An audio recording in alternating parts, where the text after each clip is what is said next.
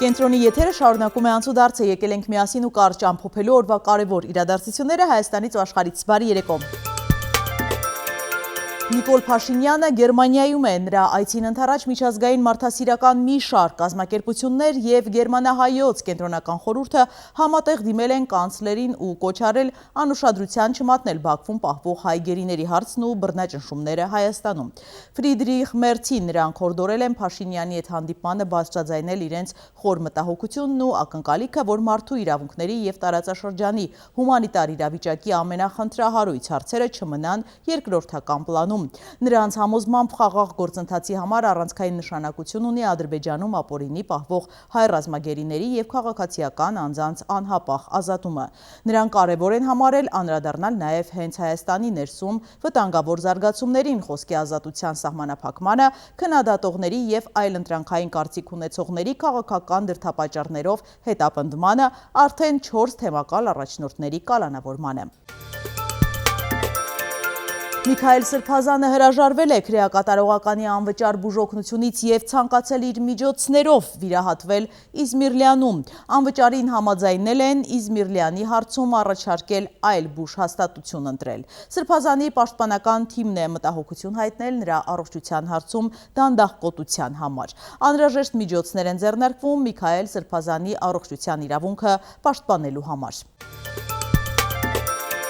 Փաստաբան Արսեն Բաբայանը Վահագն Ալեքսանյանին և նրա քպոական գործընկերներին հորդորում է զերծ մնալ Արշակ Սրբազանի հասցեին ակնհայտ սուտ տեղեկություններ տարածելուց։ Փաստաբանի խոսքով ամենաակնհայտ կեղծիքն ու բացահայտ սուտն այն պնդումն է, թե իբր փորձաքննությամբ հաստատվել է, որ Արշակ Սրբազանին վերագրվող հայտնի տեսագրությունը չի ստեղծվել արհեստական բանականությամբ կամ որևէ այլ հատուկ ծրագրային ապահովմամբ։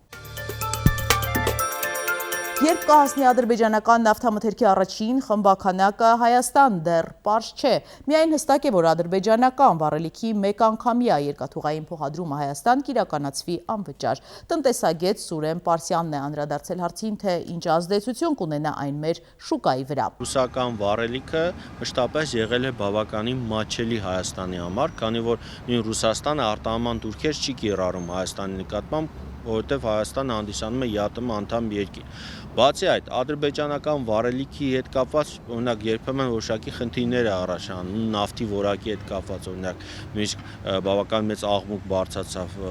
եվրոպական երկրներ արտահանելիս հրաժարվեցի մի քանի երկրներ կոնկրետ խմբականակի նավթի որակի մասով։ Սակայն ադրբեջանական այսպես նավթամթերքը ունի որոշակի մրցակցային առավելություն, որի հիմքում ընկած է տրանսպորտը։ Ռուսական վառելիքի տեղափոխումը Հայաստան բավականին ծախսատար է տրանսպորտի տեսանկյունից։ Այն դեպքում, երբ որ ադրբեջանականը բավականին մոտ է եւ եթե բացվի նաեւ ուղիղ կապը, օրինակ Ղազախով, Ղազախ, այսպես Ադրբեջան, Իջևան այդ կապը աշխատի, այդ դեպքում էլ ավելի տրանսպորտային ծախսերը կնվազի եւ կարող է մրցակցային առավելություններ ունենա ռուսականի նկատմամբ։ Սուր շնչառական հիվանդությունների պատճառով արդյոք դպրոցներն ու մանկապարտեզները կփակվեն։ Առողջապահության նախարարն է անդրադարձել այս թեմային։ Դպրոցների կամ մանկապարտեզների դասապրոցեսը կանգնեցնելու մենք իրավիճակ չունենք։ Սակայն մենք ունենք շատ հստակ մեթոդ եւ գծագրված մեխանիզմ աշխատանքի, որ այն դասարանները, որտեղ բացակայությունների թիվը 20%-ից ավել է, այս դասարանները կարող են անցնել հեռավար ուսուցման։ Ամանորին ընդառաջ ինչ գներ են շուկայում, News AM-ն է պարզել, սովորաբար այս ընթացքում ապրանքների գներն արդեն սկսում են բարձրանալ։ Հիմնականում բդիկինն մի քիչ բարձրացել, всё, ուրիշ բաները չի փոխվում։ Համարյա նույն գներն է, 3000 դրամ տավարն ենք ծախում, 3-3.5, մեծ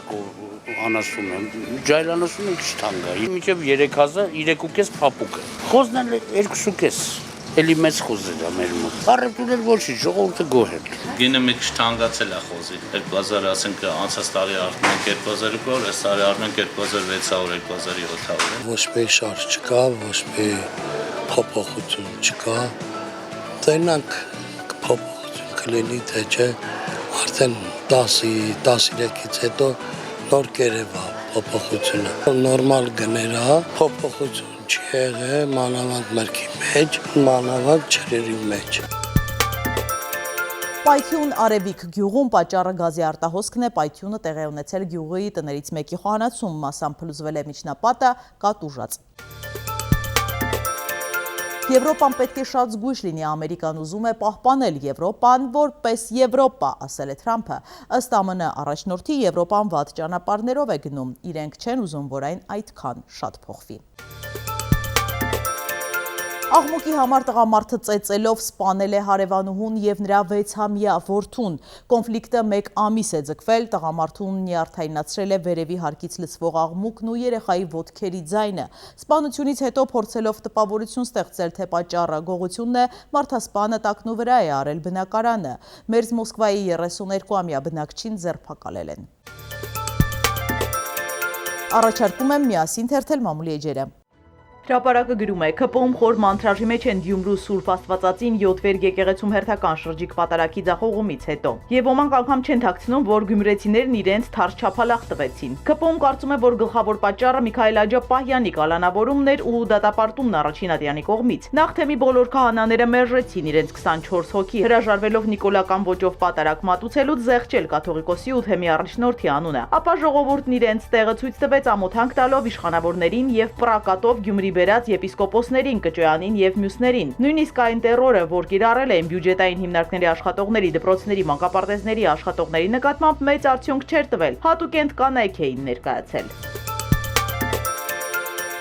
Հրապարակը գրում է. Մայրաթորի դիվանապետ Արշակ arczepiskopos Խաչատրյանի նկատմամբ 2018 թվականի մի անհեթեթ մեղադրանքով, որը 7 տարի ընթացք չէր ունեցել։ Դատարանը դատավոր Մասիս Մելքոնյանի նախագահությամբ երկամսյա կալանք տվեց եւ նրան տեղափոխեցին ԱԱԾ պատվալ Երևան կենտրոն ՔԿՀ։ Եվ նա հայտնվեց այն խցում, որտեղ արդեն մի քանի ամիս է ապրում են Միքայել arczepiskopos Աջապահյանն ու Բագրատ arczepiskopos Գալստանյանը։ Արդեն հայտնի է, որ այս խցում գաղտնալսում են սրբազաններին եւ անգամ նրանց խոսակցություններից պատառիկներ արդեն կցել են քրեական վարույթներին, ինչը չլսված օրինախախտում է։ Պարզ է, որ 3 սրբազանների զրույցներն ավելի գայթակղիչ կարող են լինել իշխանությունների համար։ Իսկ կալանավորված 4-րդ եպիսկոպոս Արագածոտնի թեմի առաջնորդ Մկրտիչ եպիսկոպոս Պրոշյանը, որը վեհափառիկ հրոջ որդին է, գտնվում է Նուբարաշեն ՔԿՀ-ում, կլորներում, որը համարվում է ամենավատ բերդերից մեկը։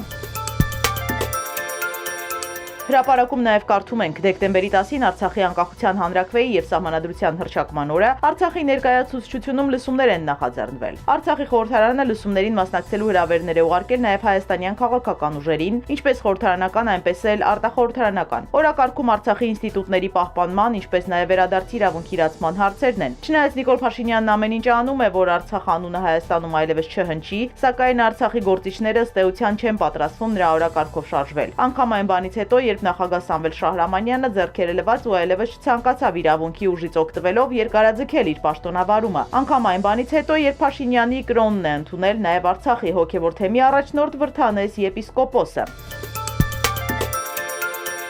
Ժողովուրդը գրում է. ՔՊ նախընտրական ցուցակի էլեկտրոնային գրանցման ավարտից հետո ՔՊ վարչությունը դեռ ամփոփում է ցուցակը։ Հիշեցնենք, որ դեռևս հոկտեմբերի 30-ին ՔՊ վարչության նիստում որոշվել էր, որ իշխող ուժից նոյեմբերի 1-ից նոյեմբերի 30-ը կարող են ինքնաառաջադրվել ցանկացողները։ Ինքնաառաջադրման համար անհրաժեշտ էր կուսակցության էլեկտրոնային հասցեին ուղարկել ինքնակենսագրական, իսկ նրանք, ովքեր կուսակցական չեն, պետք է ունենան նաև ՔՊ վարչության առնվազն 1 անդամի երաշխավորություն։ ՔՊ ցուցակում հայտնվելու համար պայքարողները պետք է նաև վճարեն առաջադրման համար կուսակցականները 500,000 դրամ, ոչ կուսակցականները 1.5 միլիոն դրամ։ Ժողովուրդ օրաթերթը փորձեց ՔՊ վարչության անդամ ազգային ժողովի падգամավոր Արուսյակ Մանավազյանից պարզել, թե քանի հոգի են ընդգրկվել ՔՊ 2026 թվականի նախընտրական ցուցակում։ Մանավազյանը հայտնեց, որ առաջադրվել են 383 անձինք, որոնցից 4 տասնյակից ավելին անկուսակցական են եղել։ Այժմ ՔՊ վարչությունը անցել է զտման փուլին, որոշելու թե ովքեր ունեն բավարար ռեյտինգ եւ կարող են հավակնել նոր խորհրդարան անցնելուն։ Հիշեցնենք, որ Հայաստանի վարչապետի աշխատակազմի ղեկավար Արայիկ Հարությունյանն ընտրվել է քաղաքացիական պայմանագիր կուսակցության 2026-ի խորհրդարանական ընտրությունների նախընտրական շտաբի պետի պաշտոնում, Վահագն Ալեքսանյանը շտաբի պետի քարոզչության գծով տեղակալի պաշտոնում։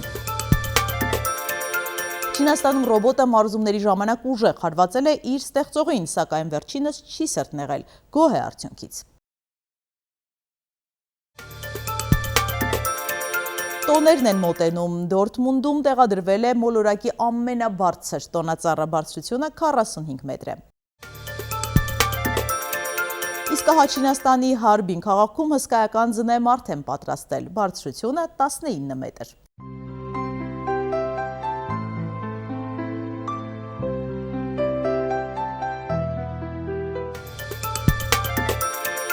Մոսկվայի Արբաթ փողոցում առաջարկում են պարզել, թե քանի մանդարին է կշռում։ Այդ նպատակով հսկայական կշեռք են տեղադրել։